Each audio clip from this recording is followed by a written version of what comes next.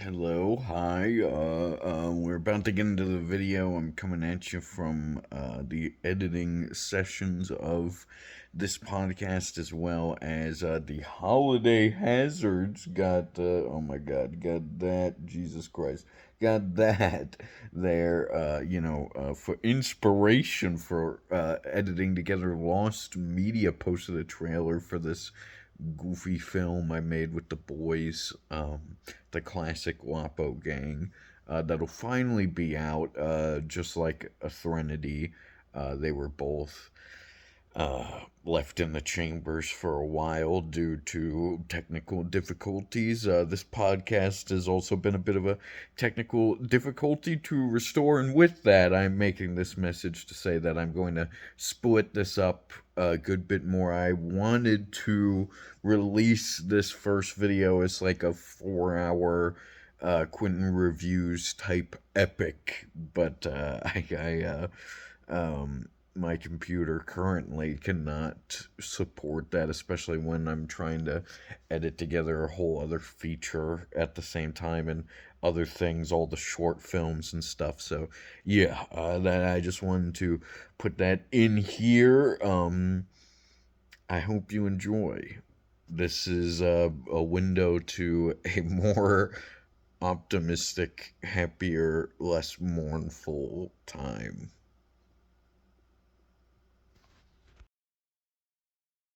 Let's talk about MPT movie review! Laura, hold on! I'll miss you, Michael. No! I've been chosen?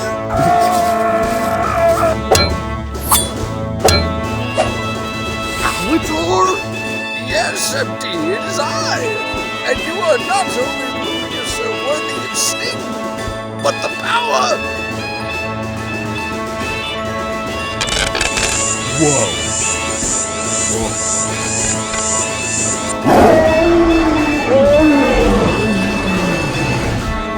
We have to save the animals. Get that MD reviews and get him this instant!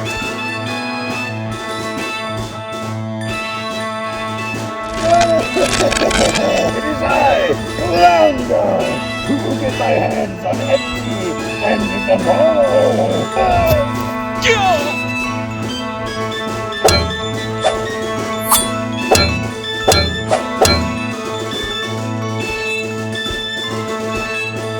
Perhaps he needs my assistance.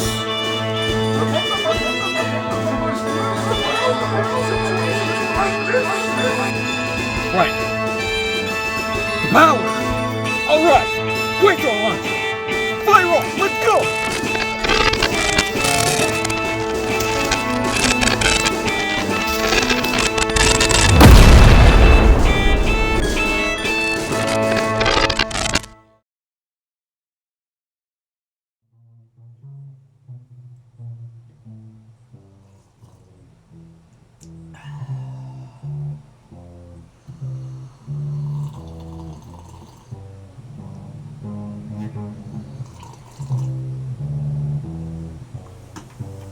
We live inside a dream.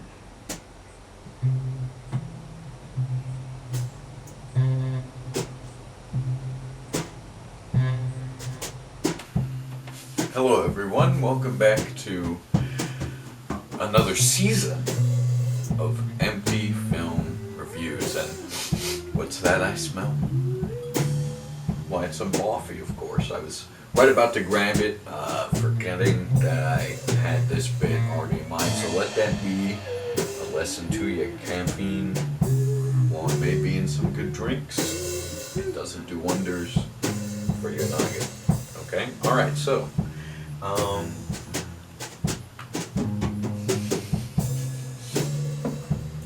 yes, it is true. The alleged legends are all true. I'm going to talk about Twin Peaks today, all of it. All of it that I can speak about, at least, It's always funny with Lynch. I'm sure other fans of his have similar experiences because it's just funny this way. A lot of his films deal in coincidences and things.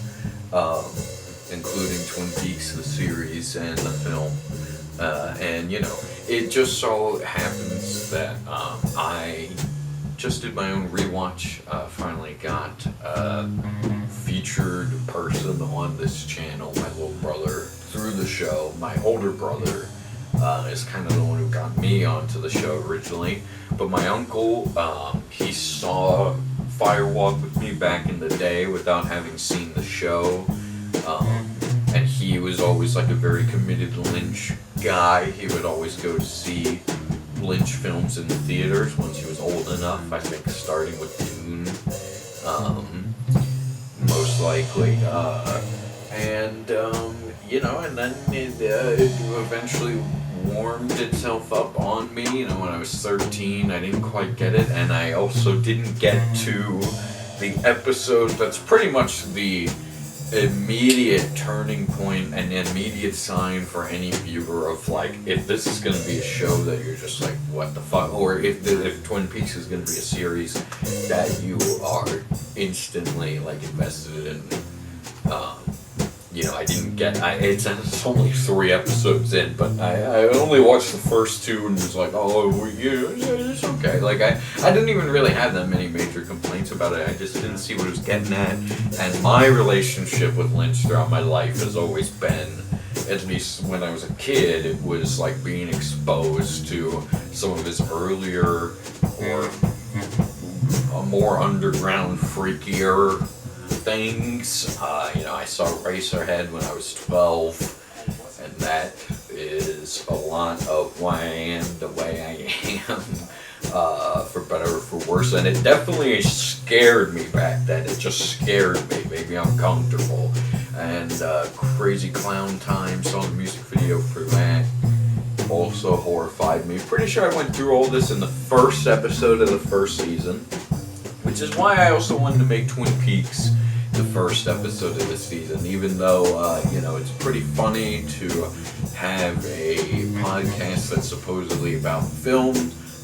First episode of your new season mostly be about a show, but I like to push the boundaries here, okay? I call it a podcast for the goofs. There's no audio. I mean, I don't have to explain it to you. You could hear that I got no audio equipment. I just think it's funny calling this a podcast. When better set up and everything is, you know, more accessible to me, yes, I'll absolutely use it to my advantage. But, you know, there's films and other media that I just want to rattle about, and, you know, right now I got what I got, but that's not going to stop me. I'm still going to do it.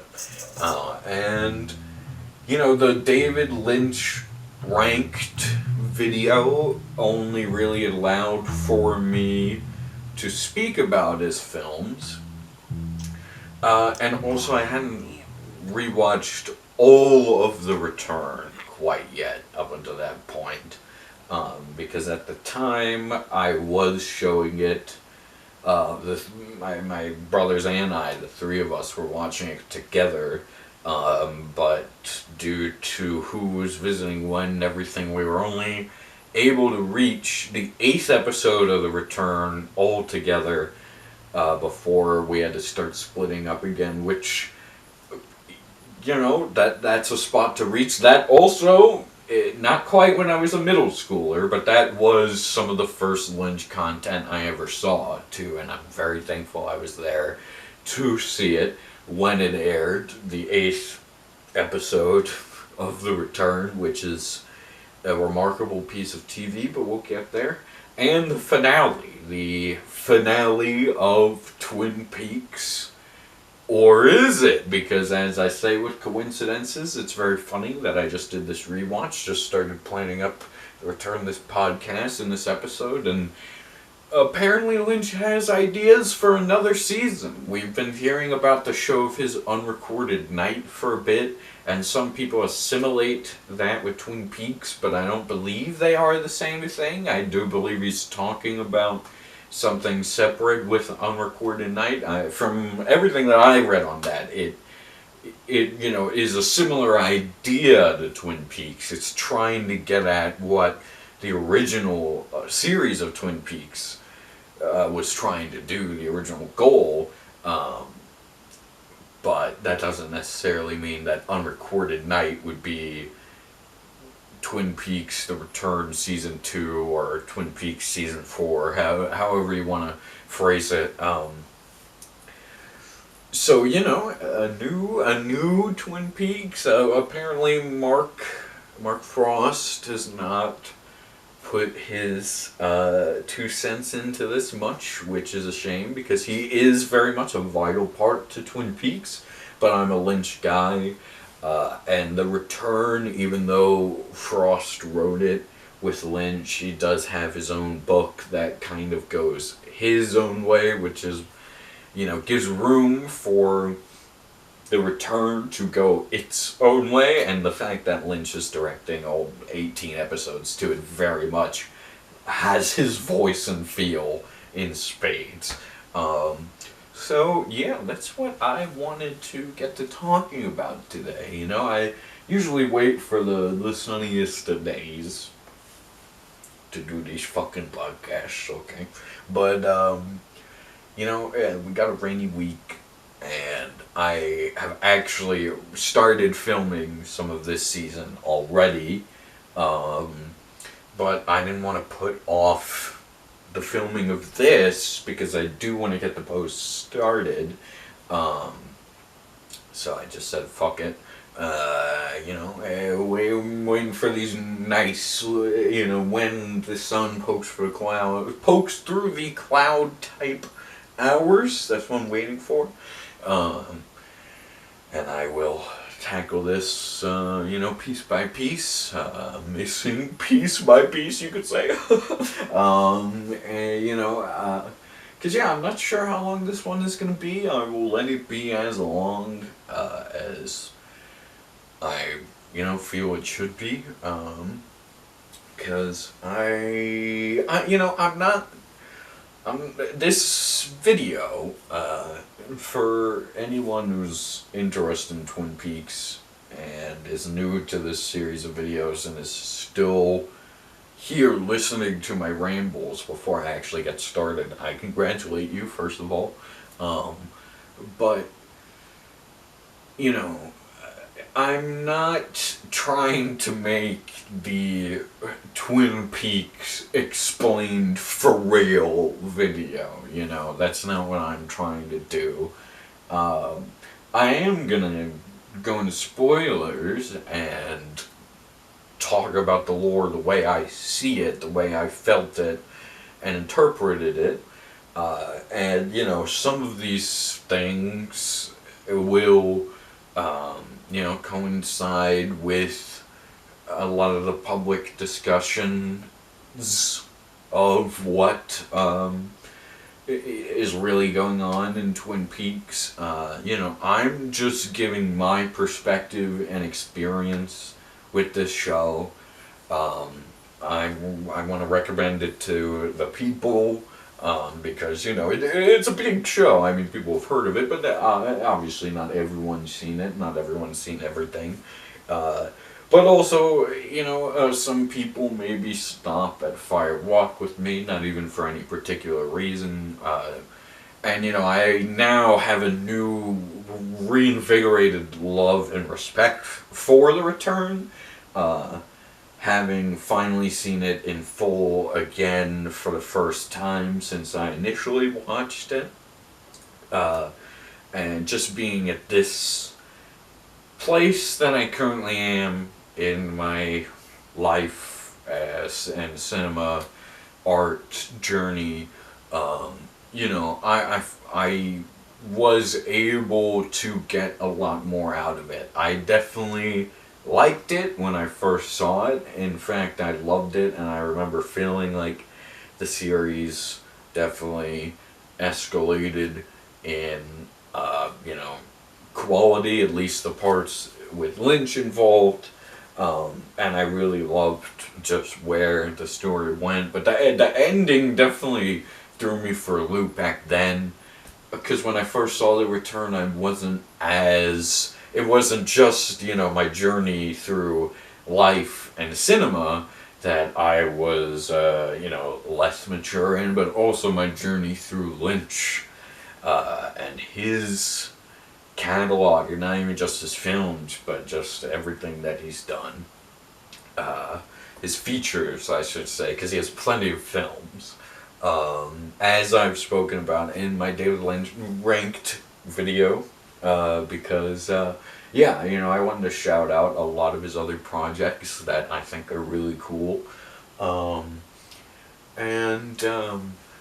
So other than that, I guess that is about all I wanted to say for this intro.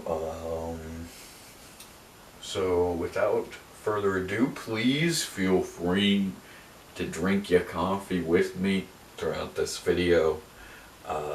Make sure it's nice and hot or cold if you like it that way, but for the sake of this, please. And also, watching this show now, after this move, hits way different. Both seasons, because, not to give too many specifics, I guess, but I'm back where I used to be, kind of, in a similar area, let's say, and I just remember when one of the things that immediately stuck out to me about Twin Peaks was not only the land, because we have very similar land here, mountainy, woodsy, foggy, hilly, waterfall-y type areas, but the characters, very much the real life characters that a true small town will covet, and I definitely miss that in fucking horror movie suburbia that I was living in for a while. So that also really I knew would be very fun going in, but then the return, not to be zigzagging everywhere too much, but the return has very ever-present themes of going home, or rather not being able to go home, not being able to return to what was, being here now, the beauty of that, and the sadness of what's past, and that duality. And I mean, even fucking take it away from David Lynch for a sec, songs like In My Life by the Beatles, I used to, because I just was a edgelord or something, I didn't say Beatles fan, be a contrarian, be like, I know that's the best song, and I still don't know if it is, but I get why people say it now, because as you get older, that song's power just grows and grows and grows and grows. Not to mention that it's also just a great song, very well performed by a group of very talented guys. But why am I sitting here rambling about the Beatles? It's David Lynch time. There are some connections, though. There's actually a jam of Paul's called The Great Cock and Seagull Race. That it's very much the feel of Drug Deal Blues, the Angelo Badalamenti track for this. It's all in the second season soundtrack, but I think you hear it in the first. Really cool, like rock. I think it's 12 bar. It's like a bluesy number, and I highly recommend going to listen to both of those songs. Because, it just, I know that they were fans of each other. This Criterion has Angelo sort of talking briefly about his relationship with Paul McCartney, and they're, just having that in mind, and then recently listening to some of the, just some Paul McCartney and Wings, just because that's the vibe currently. When we went past that track, Great Cock Seagull Race, It's not just the fact that it's the 12-bar blues, because obviously that anyone can do that. It's the voicings of the guitar, the way it's played, and the melodies that it takes on. It feels like a nod. Drug Deal Blues feels like a nod to Cock.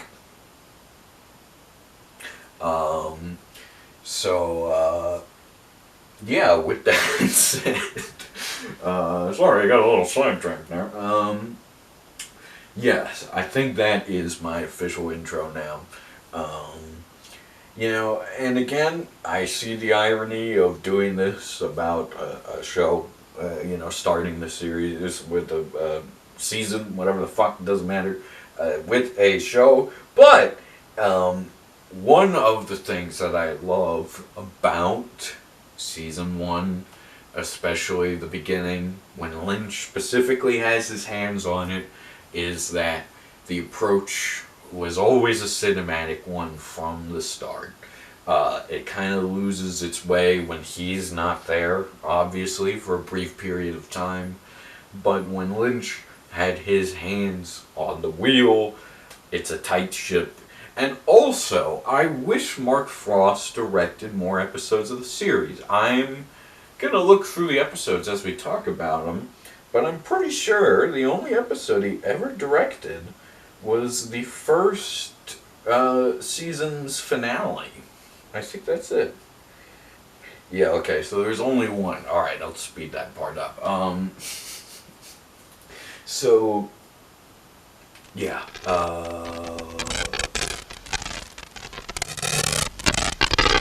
Season 1. Very solid. Arguably, not just some of the best TV in the 90s, one of the most solid seasons of TV ever. The characters from the gate are so fun and engaging. All the performances are hilarious, tender, heartbreaking.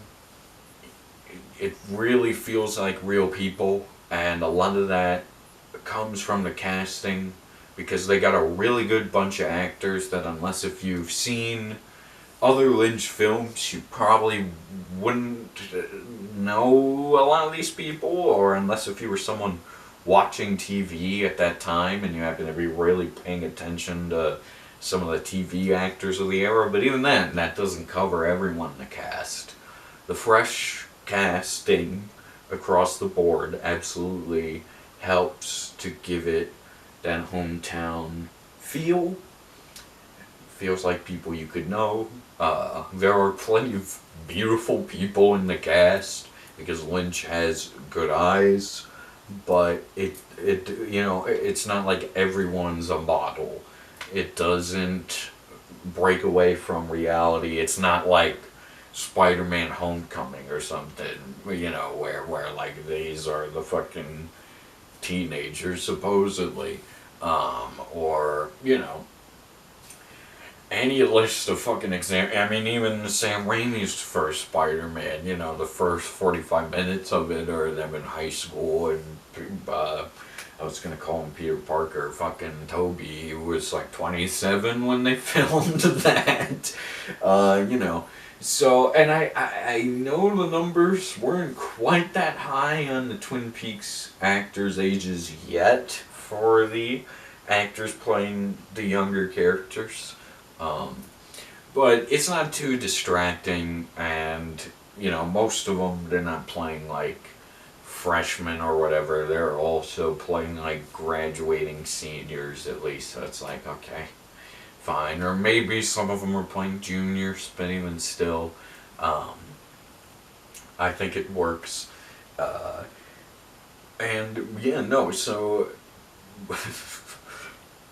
I've segued into season 1. Okay. But I want to be tender with this. I do. It deserves respect. A lot of fucking respect. I mean, it's Twin fucking Peaks.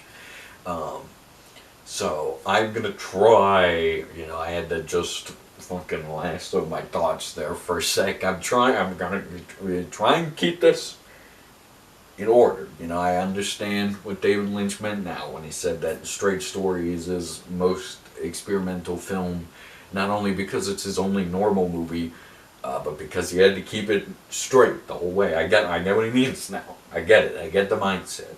So let me go to the episode lists here. And even on Letterboxd, they technically have the first episode logged on there, so I could even look on there for a sec, even though it is the European edit with the added ending of the Red Room sequence of episode 3. And so, yeah, so to give a brief summary, going into this now, Agent Dale Cooper is a detective riding into the town of Twin Peaks filled with a variety of colorful characters. A lot of teenagers who were getting up to trouble. A lot of drug-related problems. Everyone of all ages, all the married couples and everything, everyone's fucking each other. Because Twin Peaks is a satire of soap operas and crime shows. And you have the murder of one Laura Palmer, who everyone in this town was in love with, and you really feel the love, and that's a lot of what makes not just the show heartbreaking, but what makes Lynch's art so great, because he feels so empathetic. He actually wants it to be like you and these characters are like mourning together, that you're really with them. And I just absolutely love that. The police force is a team of goobers and some of the coolest boys in all of media. Obviously, you can't forget Lucy, of course. She's great. But the fucking boys, like, I know I have some fans here of my age, some anime people. If you're a Joe Bro fan, you love the bros. Twin Peaks has some of the best bro shit in anything ever. And it also does, like, adulting girl to woman relationships very well, too, I will say. At least from what little I fucking know. They don't just feel entirely vapid. At least some of the characters don't. At least, unless if it is purposefully so, but their love for each other always feels real. There's usually never, like, a lot of petty shit happening between the women either. They also feel pretty real, natural in the setting. Maybe apart from whatever tropes are being exaggerated in this show that'll make people act the way that they normally wouldn't. And because of that, you can say the same for the men too. I think ultimately the characters are well written. And that's also why Twin Peaks does have a really cool, really just Lynch in general has, I would say, I see a lot of Lynch fellas, but I think Lynch has been good at casting a wide net for his audience. And, my film discussions of his even, that is quite a net because I talked about all of them, but, there's some people who just watch his films or only some of his films, and then there's the Twin Peaks camp, people who've just seen the show and that's really it. And there's so much to grab on in whichever direction you go that it makes sense. I understand it. So to give that little intro into the series in case if you haven't seen it, but I am going to mostly talk about this as if you have, but I feel the little intro to the series is necessary. And yes, again, I will try to go event by event as best as I can, because there's a lot of cool stuff per beat to talk about and mention, so I will try. With that, let's talk about Twin Peaks.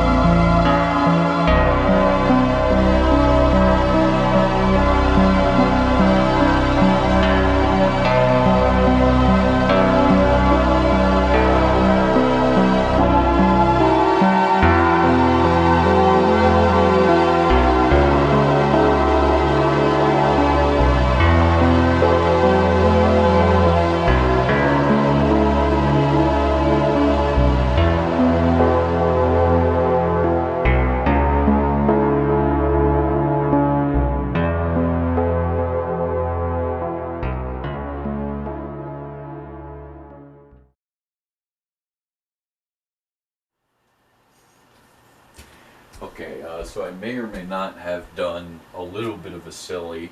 I've also, since I'm doing this retrospectively, just some things that are a little different. As you can see, I've gotten a new power up, but you can't learn about that just yet. Okay, I meant to incorporate this like the entire time. And have like Twin Peaks Season 1, Twin Peaks Season 2, Fire Walk with Me, The Return, But unfortunately, I forgot. So this is going to be the part where it's here for Season 1. And then, about like halfway through Season 2, this, as well as my new form, will just appear. So, it'll be a little bit of a surprise, but you just gotta deal with it, okay? You gotta fucking deal with it. So, I'll get back to you.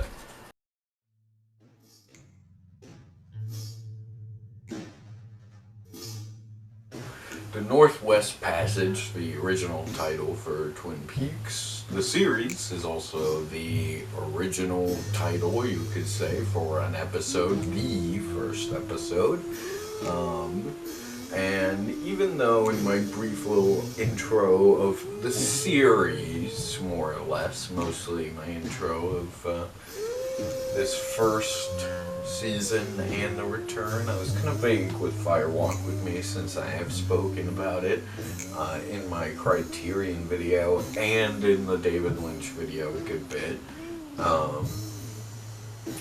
But one thing that I think is immediately great about this series is the music. It hits you right off the fucking bat. Angelo Badalamenti, Rip King, truly, him and Julie Cruz make some of the best music I've heard in media. Easily my favorite original score for a show. I mean, the only thing I can think that even comes close is Breaking Bad.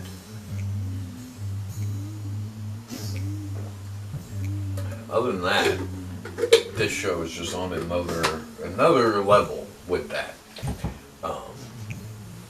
You really can't compete with Angelo. You know, he clearly, as I was talking about with Paul McCartney and everything, he's a very renowned musician, and not for no reason. And the music, the way it itself swells, never fails to make me start to emotionally swell as soon as that theme starts. Although, I'm going in order of release date right now, but when I rewatch Twin Peaks, I usually do it in the order of Fire Walk with Me, and then the first 2 seasons, and then Fire Walk with Me again, which after the first 2 seasons of Twin Peaks is traditionally when you're supposed to watch the film, because it is, mostly a prequel, but there are sequel elements to it, and it also is about showing you the murder and the last week alive that Laura Palmer spent, which is very much the focus of Twin Peaks, the show. A lot of the driving plot of the first 2 seasons is based around the mystery of what happened there. But because I've already seen it, and it's also one of, like a top 3 favorite film of mine, which is a pretty hard thing to narrow down. But this, I know, is up there because it's really magnificent. A truly empathetic, but horrifically visceral, as I've said and will continue to say about this movie. It just breaks my heart every time I watch it, but it is still funny, and it also has some of the coolest music that I've heard in something ever, because, you have the great emotionally swelling music and the jazzy, tender stuff, but you also get songs like The Pink Room, which is fucking awesome. But, so I'll kind of talk about this a little bit now because of that order that I usually take. But, I guess I'll save it for for later in the discussion. Keep it in the traditional order for most people, not to rile too many feathers.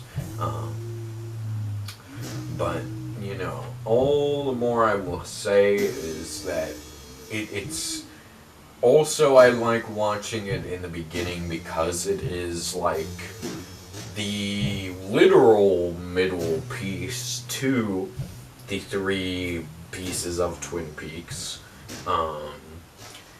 including the missing pieces, which is the plethora of deleted scenes, most of which are pretty important. But a lot of things were very strangely cut from this film, even though Lynch seemed to have a lot of creative control overall. Very strange that such a thing happened. But, we at least have the missing pieces, which is a very interesting experience in its own right, watching through those.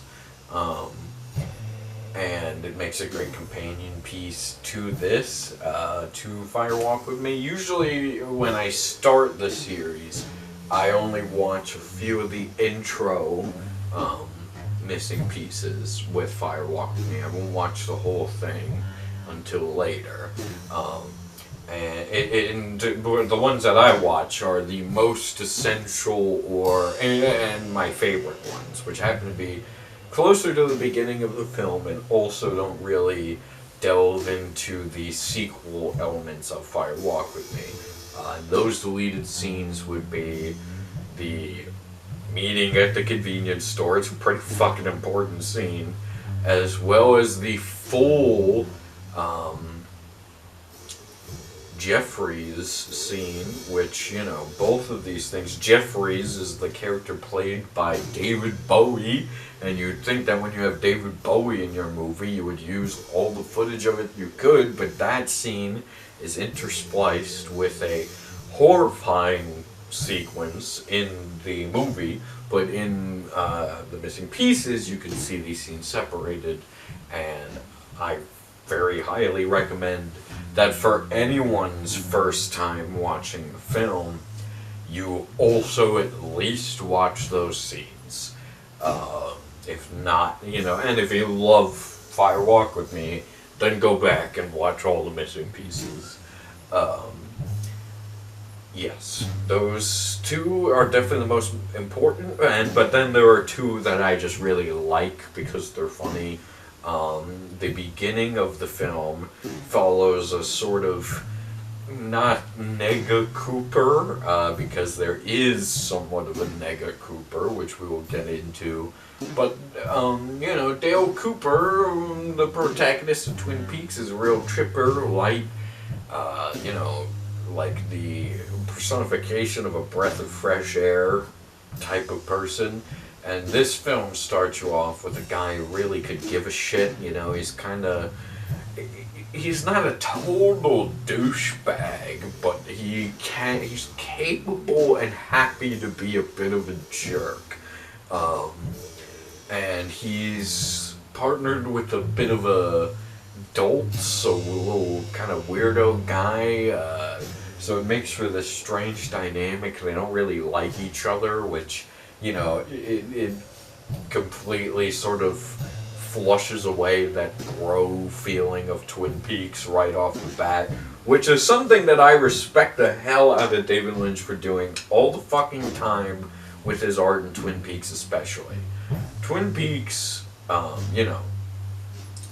it's not something that is afraid of change, as we will come to see. And that's not just because of times when Lynch leaves. When Lynch is there, it makes some of the most dramatic and biggest changes, if not the biggest changes, obviously. And David Lynch, while he is a filmmaker who deals in nostalgia, he does not do so in the way that we would typically think of a nostalgic film or a nostalgic filmmaker. Like nowadays we have the sort of dying trend, thank God, but nonetheless still something I see kind of everywhere, of trying to recapture the magic of 80s movies, but mostly the corporate shitty ones or the overrated bloated ones. Only some of the good ones do they try to capture the charm and wit of.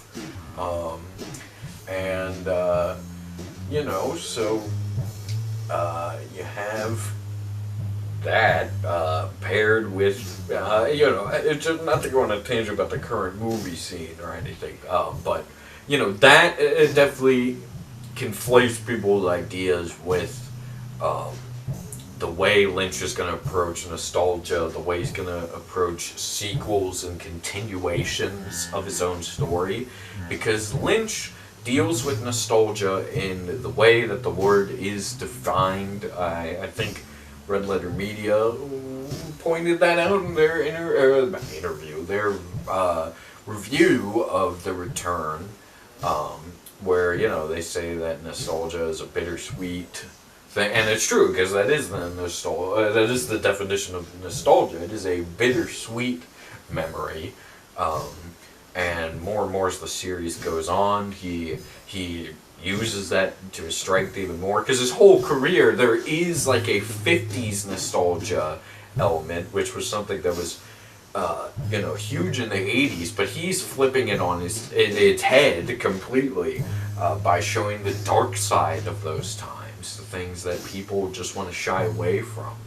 And then, with that, it allows himself to sort of let go of his ego when writing these characters and, have them go through real lives.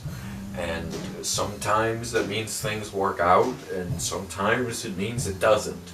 And so that makes for some very brutal stuff later on in the series. Um, and that you can say the same for Fire Walk with Me.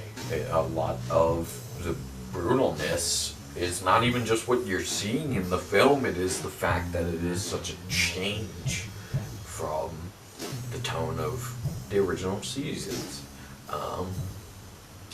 But, you know, a very necessary change nonetheless, one that I really appreciate and again respect, a lot of why he is arguably my favorite filmmaker. So, going back to the tone, the original season, tone, my head had the music in mind since that's where I last was, but it's the worst podcast ever. Immediately, so after the music, immediately when that hits you and you're like, okay, this, unless if you're a hater, it's like, this is some pretty good fucking music right now. And then it immediately hits you emotionally.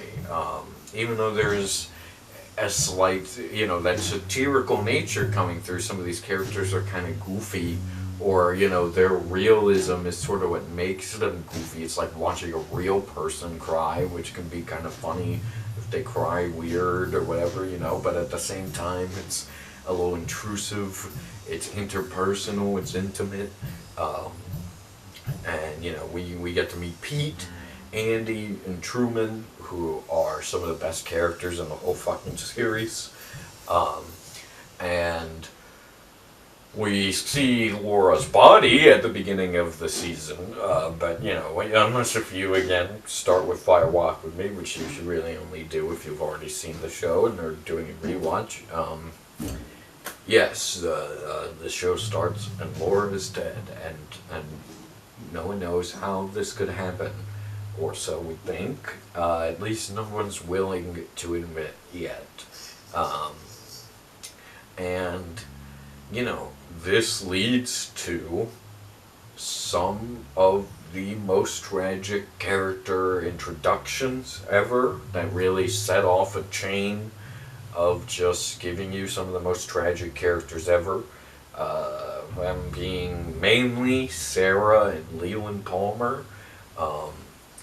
Just very, very tragic. The hands they're both dealt and the ways that they both turn out, and their first scenes in the show are both respectively very, very heartbreaking. Although, and again, I've put up my warnings. You've had your warnings. We're kind of deep into this video now. I hope the only people who are here are those who have watched this show. Okay? Because from, the get-go, there are some clues, there are some hints as to who really killed her, what really happened. Because the whole original idea of Twin Peaks is that this was never going to be revealed. But the fact that the clues are still there, I love it so much. There are 3 different versions of the first Twin Peaks, right? There's the version that exists, the 2 seasons, and it was only 2 seasons because the killer of Laura Palmer was eventually revealed, and Lynch did not want to do that. He wanted it to be ambiguous because murder mystery shows glorify murder and glorify police, make it seem like they, just are solving murders like that, but that's not the case. So much shit gets, left unsolved, and that's that. And there's a lot of tragedy in there, and there's a lot of real life in there, and he also wanted to sit with these characters and breathe in those moments and make it real. So, the element of that, right? Oh God, I forgot what I was saying. Oh no, not another one of these. The worst segment of the last season. Me forgetting my train of thought.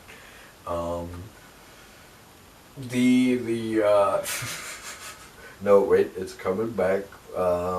Leland and Sarah and their tragedy, and the glorification of TV, and oh yes, the three shows. See, I go on so many tangents every time I bring anything up ever, so it makes me forget the original train of thought, because the track goes in so many different directions. But so that was the first show, the real show of Twin Peaks that exists, is the one that we got. Lynch didn't want to reveal the killer, so he left. Then the show got kind of weird and silly and goofy, not in the good regular ways that Twin Peaks is weird, silly, and goofy. And then Lynch came back, but too late for the ratings or whatever. So show was canceled. They made the film, and then that was that until 2017, and maybe today. But then there is, something I was thinking about a lot during this rewatch is the other two realities. The reality where Twin Peaks got to be Lynch's vision. It's just like a, 3 to 5 season show following that idea of you never learn who killed her, but the closer you get to learning the true killer, the more mysteries are uncoiled. And that was the hook of the show, and that itself could have been a very cool, fun show, trying to imagine a 4th season of how the original Twin Peaks feels. Obviously, some of the elements of season 2, would have been the same. A lot of the stuff that happened in the beginning, and then the stuff with Wyndham Earl, I'm sure, at least most of it. But I know season 2 would have looked very different in that reality. But then there's the reality where the first 2 seasons still happened as they did in ours, but the show wasn't immediately canceled, and they did one more season of The Return, and that season would have been very scary, but we will get to that when we get there. So as I was saying, all the colorful characters are just absolutely beautiful in the world of Twin Peaks, and I've named a few. When Dale actually comes in, its peak, it is one of the greatest character introductions in anything ever. Some characters who I don't end up liking much by the end of each watch, I'm always much more on the side of in the first episode. Those 2 characters being James and Donna, a couple of goofy ahs, if you ask me.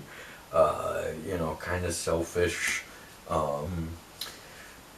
Just sort of dumb, the both of them too. But it's still entertaining to watch. Still well performed too from the both of them.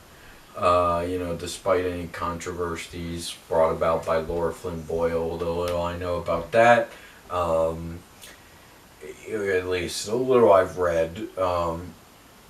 I do know some though, there's some interesting details around the show. And I guess that's when I should get to, the meta elephant in the room. While I do think that a lot of clearly meta stuff is happening in this series, I don't think it's all of it.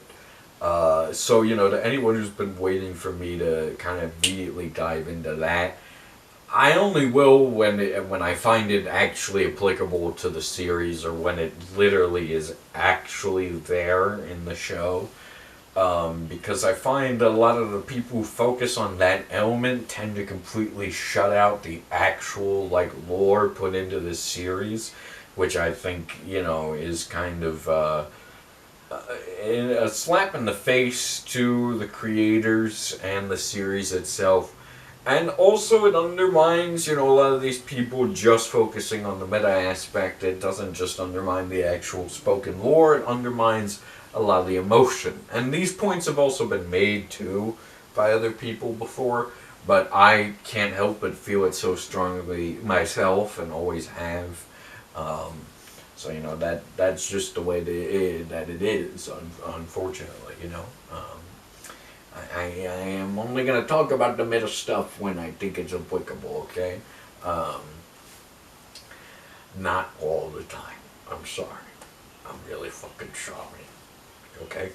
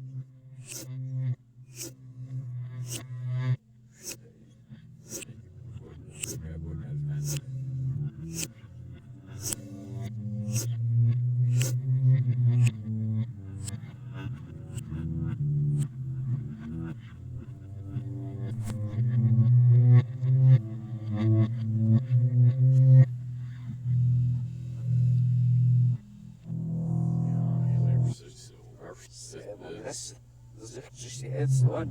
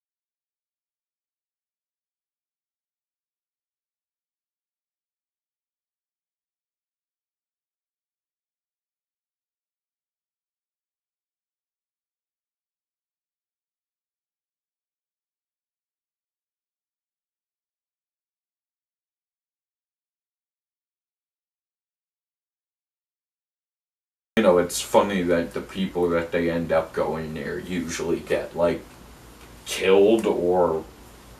Yeah, they all die, pretty much, so... that's a great trend. And yeah, even within season 1, even though Bobby's still highly antagonistic, especially towards James, you know, you almost kind of... You start to not really be on Bobby's side, because he's still doing a lot of bad, scummy shit, you know, running drugs still. At least he's starting to quit it, but then you get the revelation that it turns out actually... Bobby has been running drugs, you know. He was essentially always doing it for Laura, which is a heartbreaking moment. It's the first time you see the man that Bobby's going to become, I think. The much more sensitive, emotional man. When he breaks down Jacoby's office talking about the coke. Because that is a very sad moment. And Jacoby, you know, they do a good job with him being, like, kind of... Jacoby and Leo are two very good, like, obvious culprits for Laura Palmer's murder that are, like, too obvious. Leo, you have a feeling he still probably was involved somehow, and he was, but you know it can't be him because that would just be too obvious. He's too blatantly a con in every way. And another great performance because he's effectively so terrible. Love that first cut to his truck and how horrified Bobby and Shelley are of him in the first episode. Really immediately sells just how much of a prick this guy is gonna be. But, so Leo, you know, you get, like, you know, so then, oh, boy.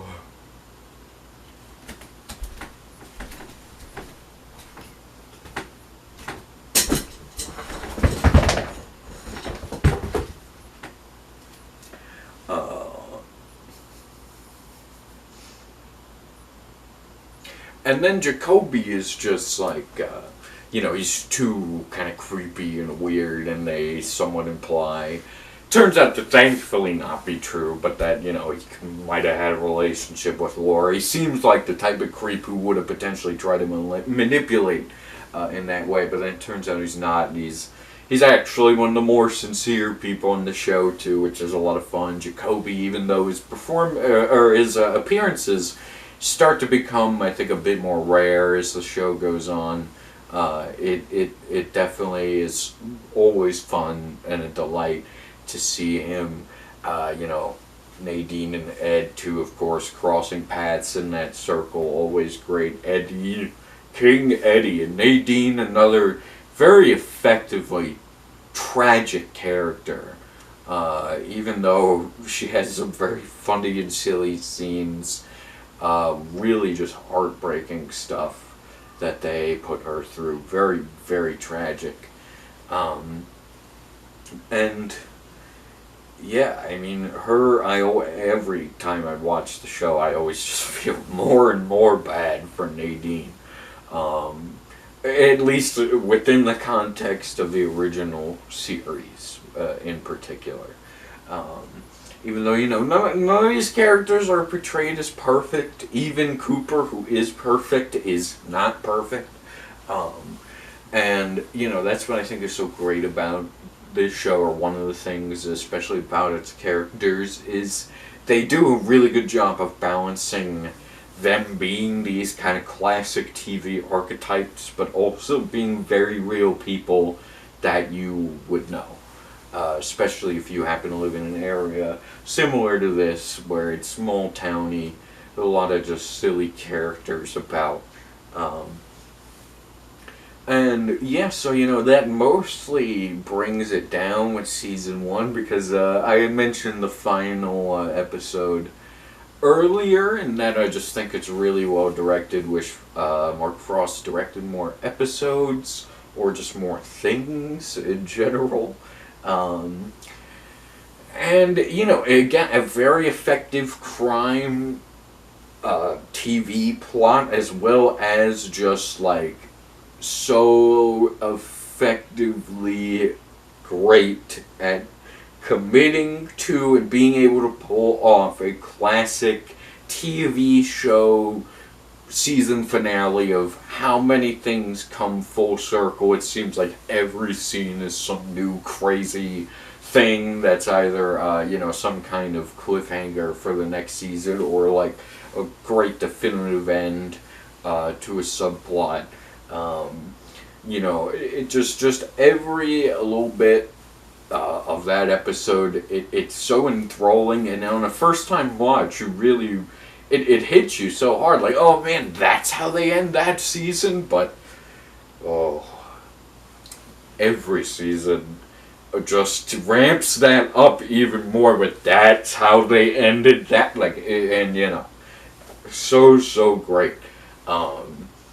And now it's just charming to go back to the end of season 1, like, oh yeah, ends with Coop getting shot, oh isn't that fun. And really fun, just so fun. Like, season 1, some of the most solid, emotional, fun, comforting, empathetic TV of all time, truly. And so with that, I'd like to move on to season 2, where we nearly start, we kind of pick up right from where one of the most egregious cliffhangers, the most egregious of them all in that episode, had left us hanging, with Coop getting shot. And that scene is so funny. Not him getting shot, the beginning of season 2, where it's just like a 5-minute, like, no music scene of Cooper just bleeding to death on the floors. This old man who's clearly, like, deranged is, like, wobbling into the room. It's like, I'll get you some milk. Like, it's just perfect. The tone is fucking amazing. And it's so great, like, the first time you see that, or if you get to watch someone watch it for their first time, like, just experiencing that feeling of, like, how fucking long is this gonna go on? It's just so funny. And then it turns out to not just be a scene for silly goofs. It actually has quite the purpose, with the first appearance of the Giant, who is an interesting, potentially highly ambivalent sort of beacon within the Twin Peaks universe, who strangely doesn't show up after the original series, even though the actor returned for the return. He just plays a different Logian apparition. So I find it very interesting that the Giant has, this is his time early on, essentially. And I say ambivalent because the end of the season, strangely, and throughout the season, we get hints, mainly in the cave drawing, where we see not only the dancing man but the Giant together, and then we physically see them together in the last episode of season 2. With this, as well as the fact that he merely only hints to Cooper what he must do to stop Bob, not directly tells him that there's something going on. There's something kind of wrong with the Giant, for as nice and helpful as he usually typically is. And I think that even is really great, the fact that these apparitions have such moral ambivalence. Even like the ones that are supposed to be the good guys are kind of like real people, like they might have had a fucked up past and are now better, or they only really care so much about what's happening in the world around them. Very human. Mike, the more we learn about him in this season, since they only really show you a little in season 1, as the police force is mostly led to believe that he's still kind of an innocent. We just kind of we only get we just get glimpses at Mike as also a equally ambivalent apparition. My cats. This podcast has been interrupted by a kitty cat that I must let in. And he's moving. And he's moving.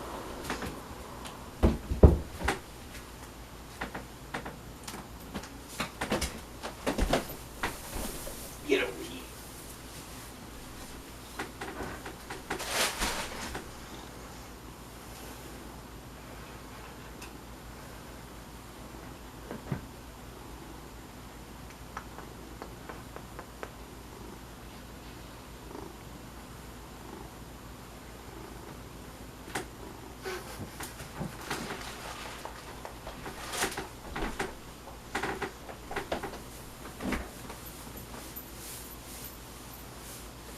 There's moving.